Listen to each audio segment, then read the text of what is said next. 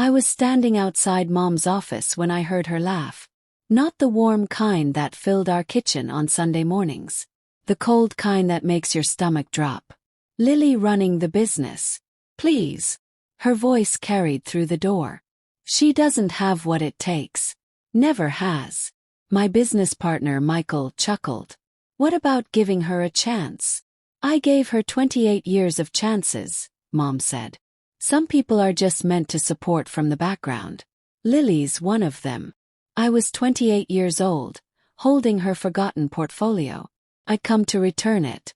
Instead, I got the truth she'd been hiding behind fake smiles and pat-on-the-shoulder encouragement. My hands shook as I set the portfolio outside her door. I didn't knock. I just walked back to my car and sat there until the sun went down. That night, I wrote 5 words in my journal. Watch me prove you wrong. Had no plan. No strategy. Just anger burning so hot it kept me awake for days. The journey from that parking lot to owning her company took 3 years. This is that story. My mother, Gloria Hayes, built Hayes Manufacturing from scratch. Custom furniture, high-end clients, steady profits. By the time I was born, we had money and reputation. She ran the business like a military operation. Precise, efficient, cold. Growing up, I watched her command boardrooms. She was powerful, respected, feared. I wanted to be just like her.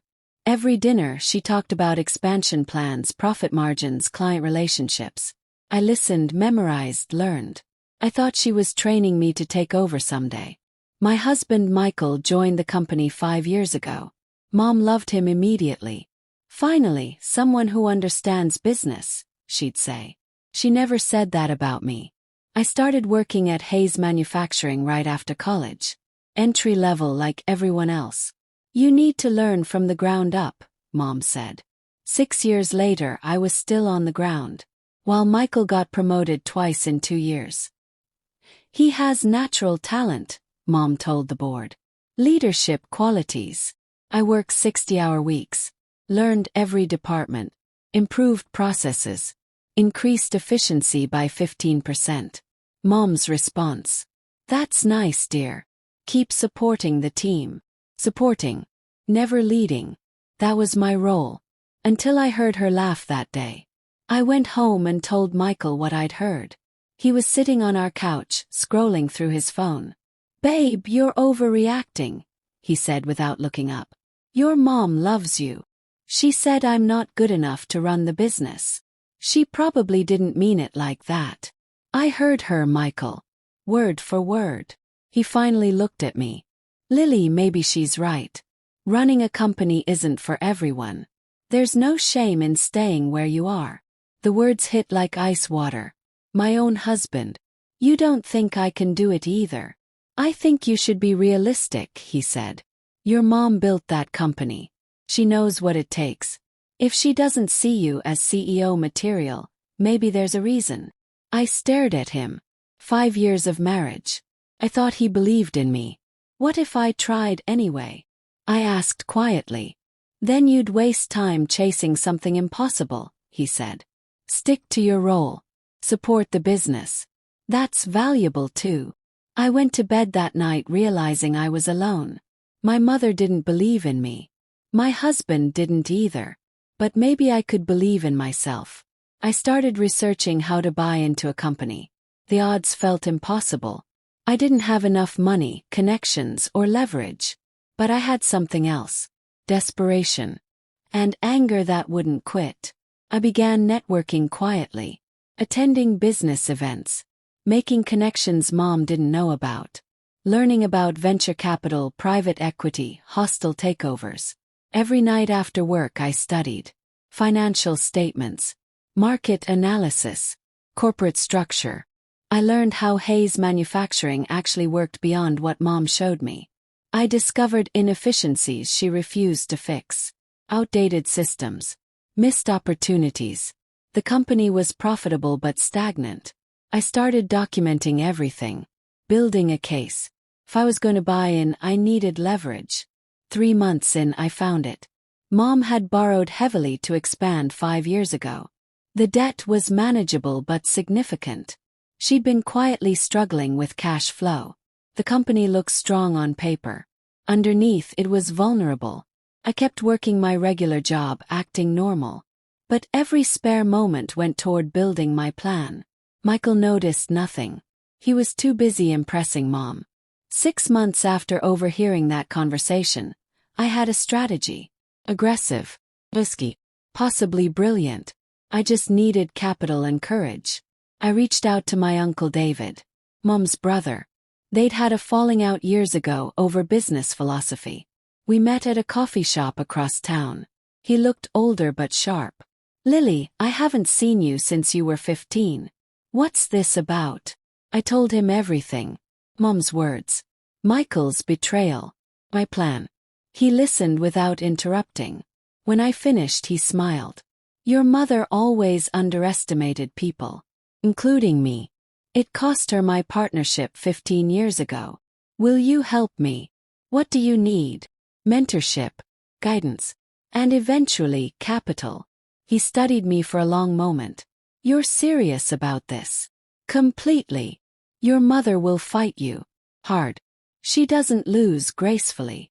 "I know. And your husband? He's on her side." "I'm realizing he always has been." Uncle David nodded. "Then let's make this interesting. I'll mentor you. When you're ready, I'll back you financially. But Lily, if you start this, you finish it. No backing down." "I won't back down." "Good. 'Cause this is war. And your mother plays to win." We started meeting twice a week. He taught me corporate finance, negotiation tactics, strategic planning. Everything Mom never shared. 3 months later, I was ready for phase 2. I approached Mom with a proposal. I wanted to buy a small stake in the company. 5%. Just enough to have a voice. She was in her office, reviewing contracts. She barely looked up when I entered. "Mom, I want to discuss something important." "I'm busy, Lily. I want to buy into the company. 5% ownership." That got her attention. She set down her pen. "Excuse me. I've saved money. I want to invest it in Hayes Manufacturing. Become a partial owner." She laughed. The same cold laugh from months ago. "Lily, that's adorable. But no. Why not? It's my money. I'm offering fair market value. Because this is a family business. And I decide who owns what. I am family. You're an employee. A decent one. But you don't have what it takes to be an owner." The rejection stung but didn't surprise me. I'd expected it. What if I proved I could add value? Improve operations. Increase profits. "You're not capable of that level of impact," she said simply. "Lily, accept your limitations. Not everyone is meant to lead." I left her office with my answer. She'd never willingly give me a seat at her table, so I'd have to take it. I needed capital. Uncle David helped me connect with a venture capital firm that specialized in manufacturing acquisitions. The pitch meeting was terrifying. 3 partners in expensive suits, watching me explain why they should invest hundreds of thousands in my hostile takeover attempt. "Your mother built this company," one said. "Why should we bet against her?" "Because she's stagnant. Hayes Manufacturing could be worth triple its current value with proper modernization and market expansion. Have the plans. I just need backing." I presented my analysis. Market opportunities. Operational improvements. Projected revenue growth. They asked hard questions for 2 hours. I answered every one. Finally, the senior partner spoke. "This is aggressive. Your mother will fight." "I know. And your husband works there. This could destroy your marriage." "It probably will. Why do this?" I met his eyes. "Because I'm good enough. And I'm tired of being told I'm not." They offered me funding. Not a loan. Investment capital. They'd back my acquisition attempt in exchange for equity. I accepted immediately. 1 week later, I bought 10% of Hayes Manufacturing through a shell corporation. Mom had no idea who the new investor was. I finally had a seat at her table. The board meeting where my ownership was revealed was perfect timing. Mom was presenting quarterly results when the company lawyer mentioned the new shareholder. We have a new investor who purchased 10% through Hayes Holdings LLC. They're entitled to board representation. Mom frowned. Who? The lawyer looked uncomfortable. The representative is here today. Ms. Lily Hayes. The room went silent. Mom's face went white, then red. That's impossible. I stood up from the visitor section. It's not. I bought in legally. I'm now a voting shareholder. Michael's mouth fell open. Uncle David, sitting next to me, smiled. How did you? Mom started. I found investors who believe in my vision for this company. Something you never did. This is outrageous. You can't just. I can. And I did. I have a seat on this board now. And I intend to use it.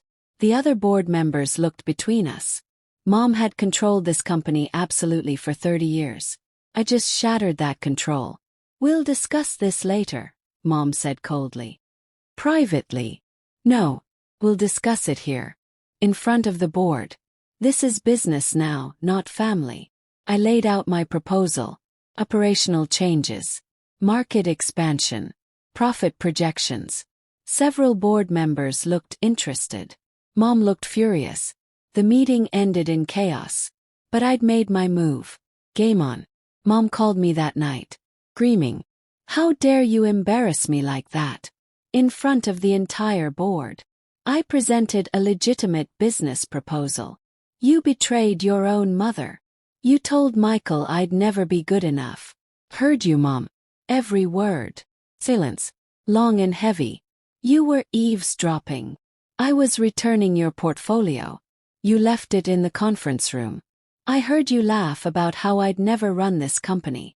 Lily, I was frustrated. I didn't mean. Yes, you did. You've always meant it. Every backhanded compliment. Every time you praised Michael and ignored me. You never believed in me. I was trying to protect you from failure. By ensuring I'd never get the chance to succeed. Great plan, Mom. This company is my life's work. I won't let you destroy it with your inexperience. Then teach me. Work with me. Or fight me.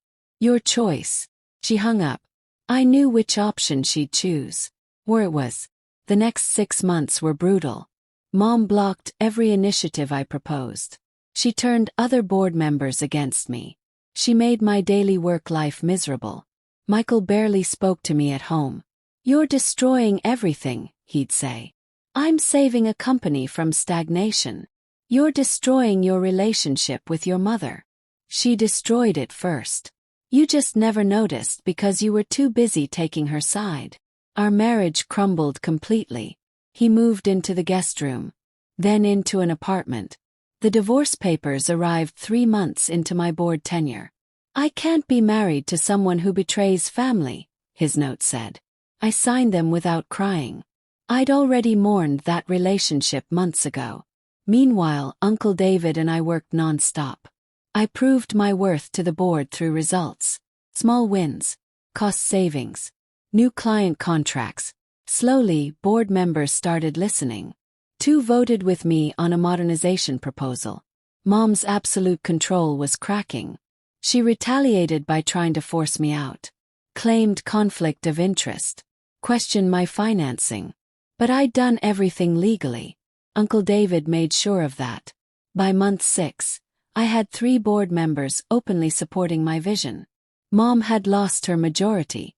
The breakthrough came from an unexpected source. Our biggest client was considering leaving because our production times were too slow. Mom wanted to promise faster delivery without changing anything. We've always done it this way, she insisted. I proposed implementing new software and restructuring the production line. We could cut production time by 30%. Too expensive. Too risky. Losing our biggest client is riskier. The board voted. 4-3 in my favor. We implemented my changes. Production time dropped by 32%. Quality improved. The client not only stayed but increased their contract by 40%. I just saved the company's largest revenue stream. The board meeting afterward was different. Members looked at me with respect instead of skepticism. "Well done," one said. "This is exactly the innovation we needed." Mom said nothing, just stared at her papers. I'd proven I wasn't just good enough. I was necessary. But I wasn't done yet. Uncle David called me late one night. "I found something interesting." "What?" "Your mother's been moving money. Personal loans from the company disguised as business expenses." My stomach dropped. "How much?"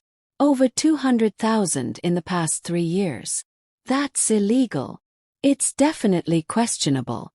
Maybe fraud, depending on how it's documented." I didn't want to believe it. But the documents didn't lie. Mom had been using company funds as her personal bank account. "What do I do?" "You report it to the board. She'll be forced out. She's my mother. She's also been stealing from investors, including you now." I spent 3 days wrestling with the decision. This would destroy her. Publicly. Completely. But she'd been destroying me privately for years. I called an emergency board meeting. I presented the evidence calmly. Bank transfers. Falsified expense reports. Loans that were never repaid. Mom's face went from confident to terrified in seconds. "This is a misunderstanding," she stammered. "Those were legitimate business expenses." "For what?" a board member asked. "Your vacation home renovation. Your new car. I built this company. I deserve."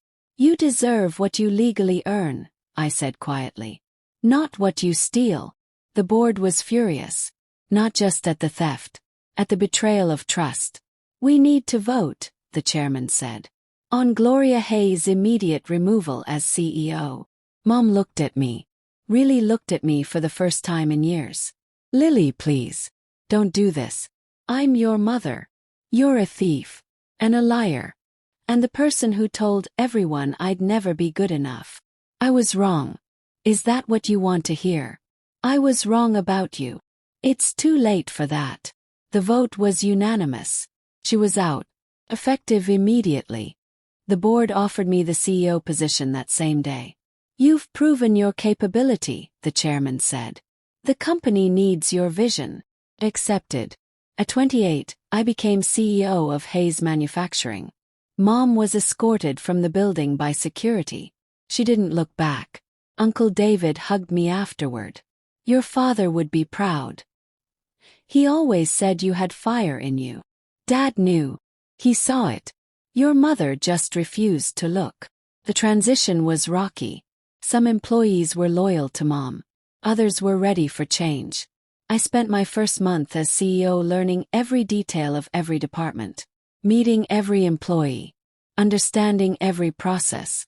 Then I started implementing changes. Real ones. New software systems. Updated equipment. Market expansion into commercial design. Revenue increased 18% in my first quarter. 25% in my second. The board was thrilled. I was exhausted.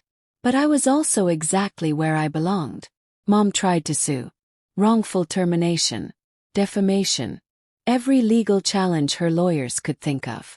Uncle David's lawyers crushed each one. The evidence of her theft was ironclad. She settled for a fraction of what she wanted. Kept some stock but lost all control.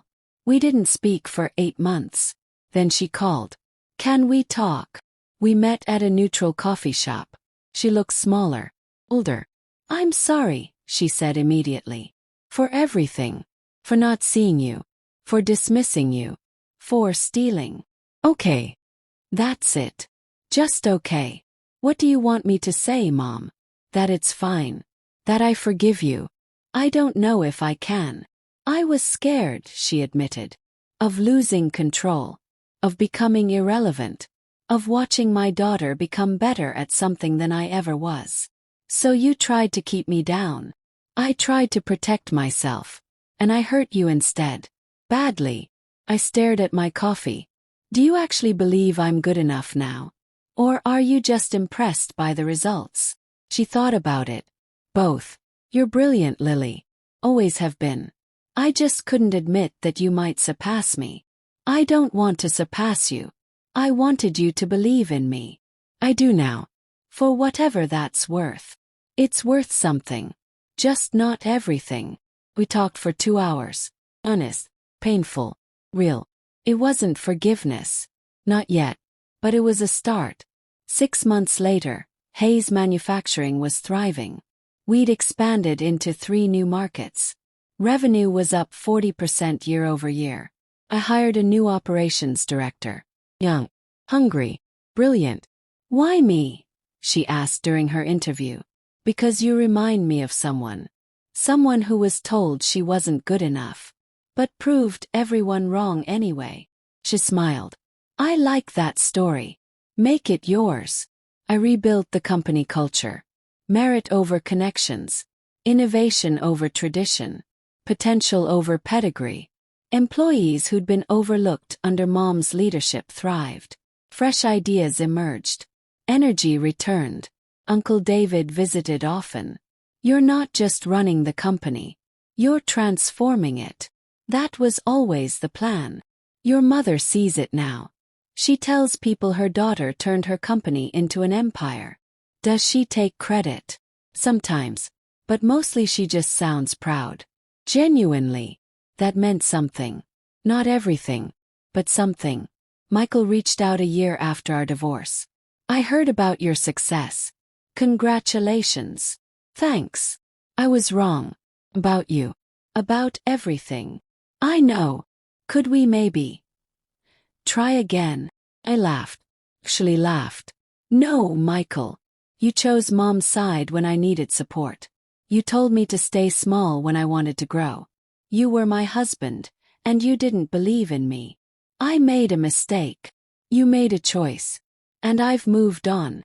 He looked hurt. But I hope you find someone who sees your worth, he said quietly. I should have. You should have. But you didn't. And that's something you'll have to live with. I walked away feeling lighter. That chapter was closed. Mom started attending board meetings again as a minority shareholder. She sat quietly. Listened. Occasionally offered advice. Took some of it. Rejected some of it. Treated her like any other board member. After one meeting, she approached me. You're doing incredible work here. Thank you. I mean it. This company is better than I ever made it. Because I learned from your strengths. And learned from your mistakes. Fair. Mom, can I ask you something? Of course. Why didn't you just train me? If you knew I had potential, why push me down instead of building me up? She sighed. Because building you up meant admitting I could be replaced. And I wasn't ready for that. I wanted to be indispensable forever. Nobody's indispensable. I know that now. The hard way. We walked to the parking lot together. Almost comfortable. Almost okay. Are we going to be all right? She asked. Eventually. I think so. But it's going to take time. Trust doesn't rebuild overnight. I'll wait. However long it takes. That felt like enough for now. 2 years after becoming CEO, I took Hayes Manufacturing public. The IPO was wildly successful. The company was now worth 10 times what it was under Mom's leadership. I rang the opening bell at the stock exchange. Uncle David stood beside me. Mom watched from the viewing area. Reporters asked about my journey. I told them the truth. I was underestimated. Told I wasn't good enough. So I proved everyone wrong. Including your mother. Especially my mother. The story went viral. CEO who bought out her skeptical mother headlines everywhere. Interview requests flooded in. Speaking engagements. Documentary offers. Accepted some. Declined most. The work mattered more than the fame. But I did one long interview. For people like me. People told they weren't enough. Don't wait for permission to be great, I said. Don't wait for approval. Just build something so undeniable they have no choice but to notice. The response was overwhelming. Thousands of messages from people who saw themselves in my story. That meant more than any profit margin. I started a foundation. Funding young entrepreneurs from non-traditional backgrounds. People without connections or family support. I got lucky, I told Uncle David. I had you. Most people don't have that. So you're becoming that for others. Exactly. The first grant went to a young woman with a manufacturing innovation idea. Her own family had dismissed it. They said I was wasting time, she told me. Prove them wrong, I said. Not for them. For you. 6 months later, her prototype was working. A year later, she had investors. 2 years later, she had a profitable business. You changed my life, she said. No, you changed your own life. I just believed in you when others didn't. That became my mission. Finding the overlooked, the underestimated, the dismissed, and showing them they were always good enough. Mom and I had dinner monthly now. Still awkward sometimes, but honest. I think about that day you overheard me, she said during one meal. What I said to Michael. I think about it too. Does it still hurt? Sometimes. But mostly I'm grateful. Because it pushed me to become this. If you'd believed in me from the start, maybe I wouldn't have fought so hard. That's generous of you. It's honest. Your doubt was a gift. Painful one. But still a gift. She reached across the table. Squeezed my hand. I'm sorry I didn't see you sooner. I'm sorry I had to force you to look. You didn't force anything. You earned it. Every bit. That night felt like closure. Not perfect, but real. 5 years after buying into the company, Hayes Manufacturing was an industry leader. Revenue had tripled. Employees had doubled. Innovation was constant. I promoted from within. Built leaders instead of hiring them. Created opportunities for people like I used to be. You're changing the industry, a journalist told me. I'm changing who gets a chance in the industry. That's different. How so? Changing the industry is about products. Changing who gets a chance is about people. People matter more. That quote became the company motto. People matter more. We lived it. Fair wages. Growth opportunities. Respect regardless of position. Employees weren't just workers. They were people with potential. Just like I'd been. And we treated them accordingly. Uncle David got sick. Cancer. Aggressive. I spent every free moment with him. You saved my life, I told him. I just saw what was already there. Nobody else did. Your mother did. Eventually. That matters too. Does it? Yes. Because you didn't destroy her. You could have. But you gave her a chance to grow. That's strength, Lily. Real strength. He passed away 3 months later. Peacefully. Surrounded by family. Mom and I sat together at his funeral. Crying. Remembering. He believed in both of us, she said. Even when we didn't believe in each other. He was better than both of us combined. Maybe. But he made us better too. I missed him terribly. But his lessons lived on. Believe in people. Give chances. Build instead of destroying. That became my leadership philosophy. 10 years after that parking lot moment, I stood in front of a business school auditorium, speaking to future entrepreneurs. You'll be doubted, I told them. By parents, partners, bosses, sometimes by yourself. Those doubts will hurt. Use them. How? Someone asked. Let them fuel you. Not with revenge. With purpose. Build something so excellent that the doubters become irrelevant. Not because you destroyed them. Because you outgrew them. After the speech, a young woman approached. My family says business isn't for women like me. Too risky. Are you good at it? I think so.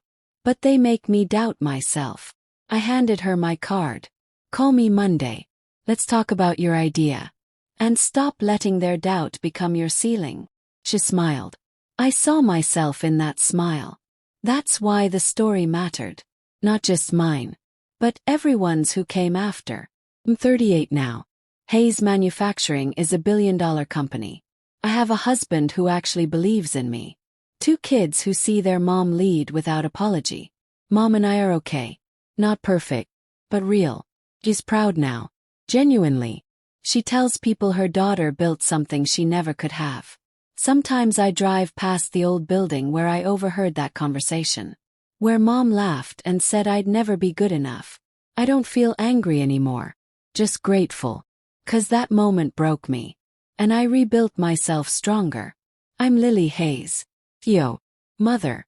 Entrepreneur. And proof that being underestimated is only permanent if you believe it. My mother said I wasn't good enough. So I bought her company. Not to destroy her. But to prove that good enough was never her decision to make. It was always mine.